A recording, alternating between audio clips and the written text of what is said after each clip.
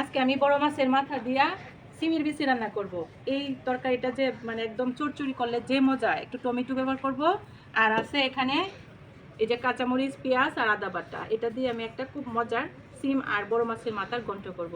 তো ভিডিওটার সাথেই থাকুন। তো প্রথমে আমি কড়াইয়ে তেল দিয়ে দিলাম,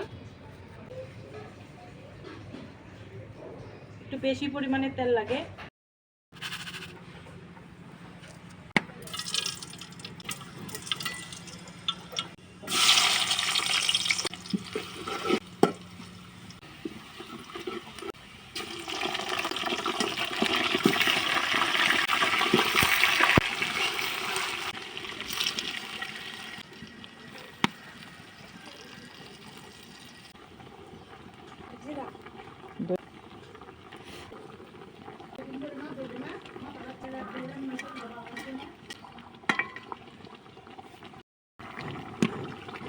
মাছটা কিন্তু সুন্দর মতন কষানো হয়ে গেছে।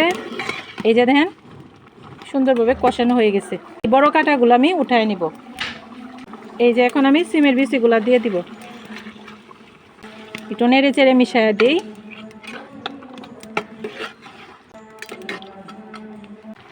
এই তো মাছের মাথাটা সুন্দরভাবে কষানো হয়ে গেছে।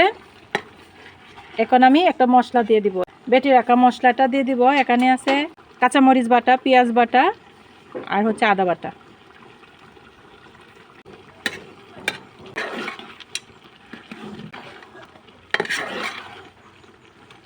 আর দিয়ে দিব হচ্ছে এই যে টমেটো কুচি, টমেটো কুচি দিয়ে দিলাম। নেড়ে ছেড়ে মিশায়ে তারপর একটা ঢাকনা দিয়ে ঢেকে রাখবো। আর একটু কিছুক্ষণ কষায়ে তারপর কিন্তু ঝোলের পানি দিয়ে দিব।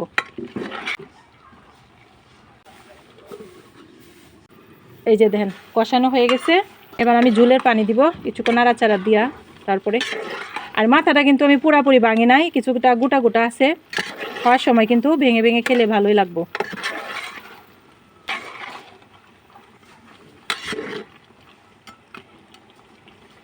পরিমাণ মতো ঝোলের পানি দিয়ে দিই, সিদ্ধ হতে যতটুকু লাগে।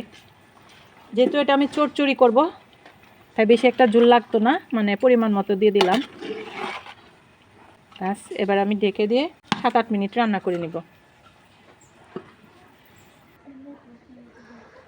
এই যে এতক্ষণ আমি এটাই রান্না করছি, সিমের বিচি দিয়ে বড় মাছের মাথা।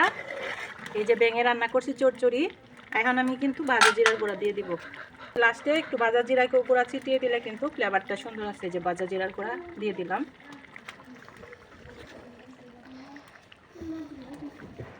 সুন্দর একটা ফ্লেভার আসবে ভাজা জিরার গুঁড়া দিয়ে দিলে। তো ভাজা জিরার গুঁড়াটা দিয়ে দিলাম। রান্নাটা কিন্তু আমার হয়ে গেছে। এখন আমি এই যে নাড়াচাড়া দিয়ে ভাজা জিরার গুঁড়াটা মিশিয়ে দিই। তরকারিটা কিন্তু আমার হয়ে গেছে। এই যে সিমের বিচির ঝোলটা এই পরিমাণে রাখবো। তরকারিটা নামালে কিন্তু সিমের বিচিটা একটু টান দিবে, ঝোলটা ঠিক হয়ে যাবে। এই যে এই চচ্চড়িটা মাছের মাথা দিয়ে করলাম সিমের বিচি দিয়ে, খেতে কিন্তু সেই হবে। এখনের সিজনে এইরকম সিমের বিচি দিয়ে আপনারাও রান্না করে খেয়ে দেখবেন। যে কোনো মাছের মাথা দিয়ে খাওয়া যায় বা মাছ দিয়ে খাওয়া যায়, অনেক টেস্টি কিন্তু এই সিমের বিচির তরকারিটা। তখন আমি এই রেসিপিটাই আপনাদের মাঝে শেয়ার করলাম। ভালো লাগলে অবশ্যই একটি লাইক, কমেন্ট আর একটা শেয়ার দিন, পাশে থাকবেন। আল্লাহ হাফিজ।